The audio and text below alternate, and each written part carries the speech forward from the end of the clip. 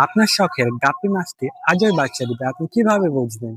আজকে আমি আপনার সাথে এমন 6টি লক্ষণ শেয়ার করতে যাচ্ছি যেগুলো দেখলে আপনি বুঝতে পারবেন যে আপনার শখের গাপ্পি মাছটি আজকেই বাচ্চা দিবে।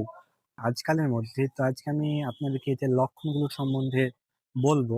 তো প্রথমেই দেখেন গাপ্পি মাছটির পেট অতিরিক্ত ফুলে গেছে। গাপ্পির বাচ্চা দেওয়ার লক্ষণগুলোর মধ্যে প্রধান লক্ষণ হচ্ছে পেট অতিরিক্ত ফুলে যাওয়া। দ্বিতীয় লক্ষণটি হচ্ছে গাপি মাছের পিছন দিকটা কালো হয়ে যাবে, অতিরিক্ত কালো হয়ে যাওয়া।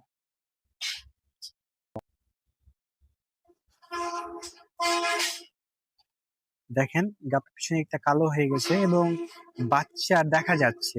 বাচ্চা দেখা গেলেই বুঝবেন আজকে কালো দেবে। গাপি সাধারণত খুব চঞ্চল, কিন্তু বাচ্চা দেবার সময় হলে এক কোণে বা এক পাশে লুকিয়ে থাকবে। চতুর্থ লক্ষণটি হচ্ছে শ্বাস প্রশ্বাস, মনে হবে যেন তার হাঁপাচ্ছে।